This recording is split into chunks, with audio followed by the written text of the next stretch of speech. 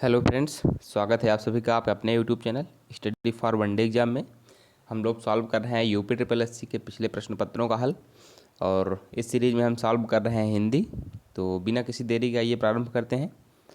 आज का जो वीडियो होगा इसमें सभी प्रश्न जो है विलोम शब्द से संबंधित होंगे कि कौन सा शब्द विलोम है, इसको आपको बताना है इनमें से। और ये वे महत्वपूर्ण प्रश्न है जो हर बार लगभग एग्जाम में पूछे ही जाते हैं, तो आप लोग ध्यान से देखिएगा इस वीडियो को। तो शुरू करते हैं सबसे पहले प्रश्न से। पहला प्रश्न है हमारा, निम्नलिखित में से असंगत विलोम शब्द युग्म कौन सा है। मीन्स इसमें कौन सा जो है असंगत है। ऑप्शन से आपके घात प्रतिघात, प्रसारण संकुचन, शाश्वत सदैव, खग मृग।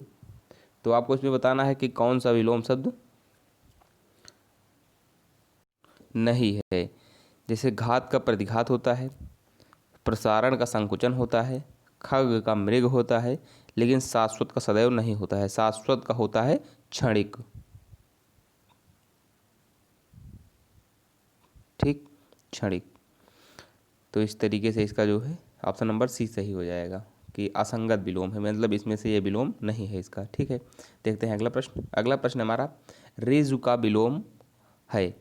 ऑप्शन से आपके सीधा, सरल, त्रिकोण या फिर वक्र। तो इसमें जो सही आंसर हो जाएगा वो हो जाएगा वक्र। रेजु का जो विलोम होता है तो वक्र होता ही है। इसके साथ जो है अगर इसका हम अर्थ समझना चाहें तो रेजु का अर्थ एक तरह से कहा जाए तो सीधा ही होता है। ठीक, और सरल का विलोम क्या हो जाएगा, कठिन। ठीक, और सीधा का विलोम अगर हम स्पष्ट शब्दों में देखें तो इसका हो जाता है टेढ़ा। ठीक, देखते हैं अगला प्रश्न। अगला प्रश्न है हमारा, हर्ष का विलोम बताएं। तो ऑप्शन है आपके खुशी, विषाद, उल्लास या फिर आनंद। तो हर्ष का जो विलोम हो जाएगा वो हो जाएगा विषाद। ठीक, जो है और इसमें जो है देखा जाए कुछ अन्य शब्द अगर हम समझना चाहें तो जैसे खुशी है, उल्लास है, आनंद है, हर्ष है, ये सभी एक दूसरे के जो है पर्याय शब्द हैं। ठीक, कि अंततः इनका अर्थ जो है लगभग समान होता है कि खुशी भी है, हर्ष, उल्लास, आनंद ये सभी इसके पर्यायवाची हैं, जबकि विषाद जो है इसका विलोम है। देखते हैं अगला प्रश्न। सुषुप्ति का विलोम है। ऑप्शन है आपके मिशेल, सुमति, समष्टि या फिर जागृति। तो इसका जो सही आंसर हो जाएगा वो हो जाएगा जागृति। सुषुप्त का विलोम जागृति है, और सुमति जो है अगर देखा जाए तो सुमति का विलोम होता है कुमति। ठीक, समष्टि का विलोम होता है व्यष्टि। मीन्स इसको यहाँ लिख दें तो व्यष्टि। तो इन सब को जो है आप लोग याद करके रखिएगा, क्योंकि जो ऑप्शन सॉल्व कराए जा रहे हैं इसमें से भी आने का संभावना बना रहता है। ठीक, और देखते हैं अगला प्रश्न। अगला प्रश्न है हमारा, निम्नलिखित में से कौन सा शब्द सारंग का अर्थ नहीं है। मीन्स यहाँ पर सारंग का अर्थ पूछ लिया है कौन सा नहीं है। तो ऑप्शन है आपके पपीहा, शहद, कामदेव या फिर राजहंस। तो सारंग का अर्थ जो है पपीहा भी होता है, एक मिनट, सारंग का अर्थ पपीहा भी होता है, कामदेव भी होता है, राजहंस भी होता है, लेकिन शहद नहीं होता है। ठीक, अगर हम बात करें सारंग के अन्य पर्यायवाची शब्दों की तो जैसे जो है कामदेव, राजहंस, कोयल, मोर, यानी कि ये सब सारंग के अन्य जो है अन्य अर्थ हैं। जैसे अनेकार्थी शब्द है ना सारंग सारंग, तो इसके जो है बहुत से अर्थ होते हैं। जैसे इनका विभिन्न जगह पर प्रयोग होता है, जैसे मोर, बाज, सिंह, घोड़ा, हाथी, जो है भंवरा, धनुष, बादल इत्यादि जगह पर सारंग का प्रयोग होता है। ठीक, देखते हैं अगला प्रश्न। अगला प्रश्न है हमारा, वैमनस्य का विलोम शब्द होगा। तो ऑप्शन है आपके विमनस्य, सौमनस्य, सुमनस्य या फिर अवमनस्य। तो इसका जो सही आंसर हो जाएगा वो हो जाएगा सौमनस्य। ठीक, वैमनस्य का विलोम सौमनस्य होता है। ठीक, और ये विमनस्य, सुमनस्य या फिर अवमनस्य सभी जो है शुद्ध वर्तनी के रूप में लिखे भी नहीं गए हैं, तो इसलिए जो है तो वैसे भी गलत हो जाएंगे। यानी कि ये सब अशुद्ध वर्तनियाँ हैं, विमनस्य, सौमनस्य, और जो यानी कि ये सब जो है सौमनस्य तो इसका विलोम ही होगा, लेकिन सुमनस्य, अवमनस्य और विमनस्य ये सभी जो है अशुद्ध वर्तनी है। एक निर्देश दिया हुआ है प्रश्न में, प्रश्न संख्या 7 से 12, ठीक। निम्नलिखित वाक्यों में तिरछे शब्दों के विलोम के लिए 4 विकल्प दिए गए हैं, उचित विलोम छांट कर उसे चिन्हित करें। तो प्रश्न है आपका, तो इसमें जो तिर्यक शब्द लिखे गए हैं तिरछे, यहाँ पर इन्हीं सब का जो है विलोम बताना है। तो भारतीय लोक जीवन में योग को अति महत्वपूर्ण समझा जाता है, मीन्स यहाँ पर योग का विलोम क्या होगा। तो ऑप्शन है आपके अभियोग, नियोग, रोग या फिर भोग। तो इसका होता है भोग, क्योंकि कभी कभी आप सुनते होंगे कि योगी और भोगी, मीन्स योगी का विलोम होता है भोगी, ठीक। यानी योग को धारण करने वाला और भोग को धारण करने वाला। तो जो योग को धारण करेगा वो योगी, जो भोग को धारण करता है वो भोगी। और इसी तरीके से योग और भोग दोनों एक दूसरे के विलोम शब्द हैं। देखते हैं अगला प्रश्न। अगला प्रश्न है हमारा, उसका उत्तरीय उस पर बहुत जच रहा है, ठीक। तो यहाँ उत्तरीय का सबसे पहले अर्थ समझ लीजिए क्या होता है। उत्तरीय मतलब जो ऊपर पहना हुआ है, यानी कि जच रहा है, यहाँ पर बता रहा है ना। तो कहीं ना कहीं जो है किसी न किसी के बारे में जो है अच्छाई की बात हो रही है। तो इसमें ऑप्शन से देख लेते हैं, कोट, अधोवस्त्र, टोपी या फिर साड़ी। तो यहाँ पर इसका अर्थ हो जाएगा उत्तरीय यानी कि ऊपर की ओर पहना हुआ वस्त्र। तो ऊपर की ओर पहना हुए वस्त्र का जो है अर्थ अगर हम साधारण भाषा में देखना चाहें तो इसका हो जाएगा नीचे की ओर पहना हुआ वस्त्र यानी कि अधो वस्त्र, ठीक। तो इसका सही आंसर हो जाएगा अधो वस्त्र।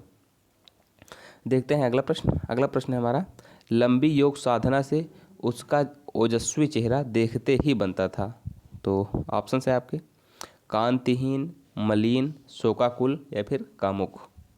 तो इसमें जो सही आंसर हो जाएगा वो हो जाएगा कांतिहीन। कांतिहीन मतलब कि थोड़ा मुरझाया हुआ चेहरा ऐसे कह सकते हैं हम, जिसपे जो है ओजस्वता न, यानी कि ओजस्वपन न दिखाई दे, ठीक।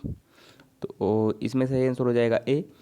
और ओजस्वी का विलोम तो कांतिहीन होता ही है, इसके साथ जो है निस्तेज भी इसका विलोम होता है। ओजस्वी को जो है यानी कि एक तेज स्वरूप वाला चेहरा यानी कि तेजस्वी जिसको कहा जाता है, उसी के सेंस में जो है इसे कहा जाता है निस्तेज, ठीक, निस्तेज।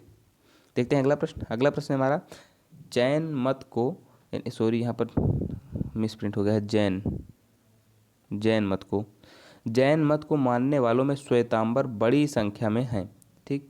तो जो श्वेतांबर हैं वो बड़ी संख्या में हैं। तो जैन मत जो है 2 भागों में विभक्त है, अगर आप जानते हो तो अच्छी बात है, श्वेतांबर और दिगंबर। तो श्वेतांबर इसमें दिया हुआ है, तो आप खुद इसका अनुमान लगा सकते हैं। ऑप्शन है आपके अंबर, पीतांबर, दिगंबर या फिर नीलांबर।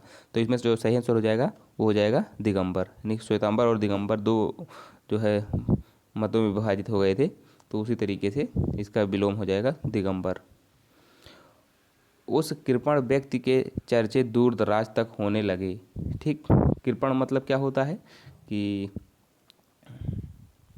जो दान न देता हो, तो इसका विलोम क्या हो जाएगा दानी, ठीक। तो ऑप्शन इसमें तर्पण, शूरवीर, अर्पण या फिर दानी। तो इसमें जो सही आंसर हो जाएगा वो हो जाएगा दानी, इसका विलोम हो जाएगा। और जो तर्पण और अर्पण एक दूसरे के विलोम हो जाएंगे, ठीक। शूरवीर मतलब कि योद्धा एक तरह से होता है, तो ठीक। तो इसके लिए जो है देखते हैं अगला प्रश्न। अगला प्रश्न हमारा, ज्येष्ठ मास में निर्जला एकादशी का व्रत बहुत कठिन होता है। तो यहाँ पर ज्येष्ठ का विलोम आपको बताना है। ऑप्शन है आपके हीन, कनिष्ठ, श्रेष्ठ या फिर आदर्श। तो इसमें जो सही आंसर हो जाएगा वो हो जाएगा आपका कनिष्ठ, ठीक। तो ज्येष्ठ का विलोम जो होता है वो होता है कनिष्ठ। देखते हैं अगला प्रश्न। उद्धत का विलोम शब्द है, ऑप्शन है आपके सौख्य, विनीत, उत्तम या फिर कोमल। तो उद्धत का जो विलोम हो जाएगा वो हो जाएगा विनीत, ठीक। तो जो है उत्तम का जो है कभी कभी अधम भी जो है यहाँ पर उत्तम का जो है अधम होता है विलोम, ठीक। और कोमल का विलोम कठिन होता है, ठीक। देखते हैं अगला प्रश्न। अगला प्रश्न हमारा, विपरीतार्थक शब्द चुनिए।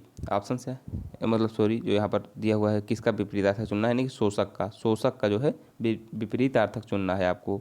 तो ऑप्शन है आपके शोषित, पोषक, पोशाक या फिर शोषण। तो इसका सही हो जाएगा शोषक का पोषक, यानी कि जो शोषण करता हो यानी कि और जो पोषण करता हो, तो इसमें जो है ये दोनों अंतर हो जाएंगे। शोषित भी एक सेंस में होता है। जब जो है बात की जाए कि शोषक विशेष के बारे में, अगर यहाँ पर ऑप्शन में भी पोषक ना दिया होता तो आप कह सकते थे कि जो शोषित वर्ग है और जो शोषक वर्ग है, ठीक, तो इनमें दोनों में हो जाता है। लेकिन यहाँ पर जो है शोषक का पोषक होगा, क्योंकि इसका एग्जैक्ट यही होता है, ठीक। और पोशाक होता है जो है धारण करने, जैसे वस्त्र धारण करना या फिर किसी भी चीज़ को धारण करना, वो हो जाता है पोशाक। और शोषण समझ ही रहे हैं आप। देखते हैं अगला प्रश्न। अगला प्रश्न है हमारा, प्रसारण का विलोम शब्द है। तो ऑप्शन है आपके प्रतिपादन, आरक्षण, आकुंचन या फिर संदर्शन। तो सबसे पहले वाले प्रश्न में ही देखा था हमने कि इसका जो है आकुंचन होता है, यानी सकुंचन या फिर आकुंचन, ठीक। प्रसारण मीन्स फैलना और आकुंचन मतलब सिकुड़ना, ठीक। देखते हैं अगला प्रश्न। अगला प्रश्न है हमारा, कर्कश का विलोम क्या होगा। यानी ऑप्शन है आपके कठोर, विवेकी, मधुर या फिर विनम्र।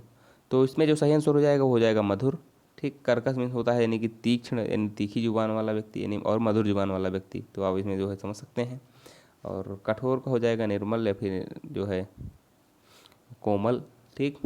और विवेकी का अविवेकी हो जाएगा, और विनम्र का आप समझ ही रहे हैं। देखते हैं अगला प्रश्न। अगला प्रश्न हमारा, श्री गणेश का विलोम शब्द है। ऑप्शन है आपके श्री राधा, इत श्री, विनाशा या फिर इनमें से कोई नहीं। तो इसमें जो सही आंसर हो जाएगा वो हो जाएगा आपका इति श्री। श्री गणेश मतलब इसका तात्पर्य यही होता है कि किसी भी काम को प्रारंभ करना, ठीक। और इति श्री मतलब इस किसी भी काम को खत्म करना, ठीक। तो इसमें सही आंसर हो जाएगा इति श्री। और विनाशा शब्द जो है उत्पत्ति का विलोम है। जैसे किसी भी चीज़ की उत्पत्ति होती है तो कहते हैं उत्पत्ति का विलोम हो जाएगा विनाशा, ठीक। देखते हैं अगला प्रश्न। अगला प्रश्न हमारा, संपन्नता का विलोम शब्द कौन सा है। ऑप्शन है आपके आपत्ति, निर्धनता, आफत या फिर विपत्ति। तो इसमें जो है जो सही आंसर हो जाएगा वो हो जाएगा आपका निर्धनता। यानी कोई व्यक्ति कहता है कि कभी कि बहुत संपन्न व्यक्ति है या फिर बहुत निर्धन व्यक्ति है, ठीक है। तो देखते हैं अगला प्रश्न। अगला प्रश्न है हमारा, कौटिल्य शब्द का विलोम, यानी कौटिल्य का जो है विलोम शब्द है। ऑप्शन से आपके मार्दव, आर्जव, मृदुलता या फिर आर्तव। तो इसमें जो सही आंसर हो जाएगा वो हो जाएगा आपका आर्जव, ठीक। तो कौटिल्य शब्द का विलोम जो होता है वो होता है आर्जव। अवनिस, अगला देखते हैं प्रश्न, अवनि का विलोम शब्द है। ऑप्शन है आपके अंबर, सितारा, धरा या फिर शशांक। तो इसको आप लोग सुनते ही आए होंगे कि अवनि का अंबर होता है, ठीक। आशा करता हूँ आप लोगों को वीडियो पसंद आया होगा। अगर वीडियो पसंद आया है तो लाइक करें। चैनल पर अगर अभी आप नए हैं तो चैनल को सब्सक्राइब करें और अपने दोस्तों के साथ ज़्यादा से ज़्यादा शेयर करें। धन्यवाद।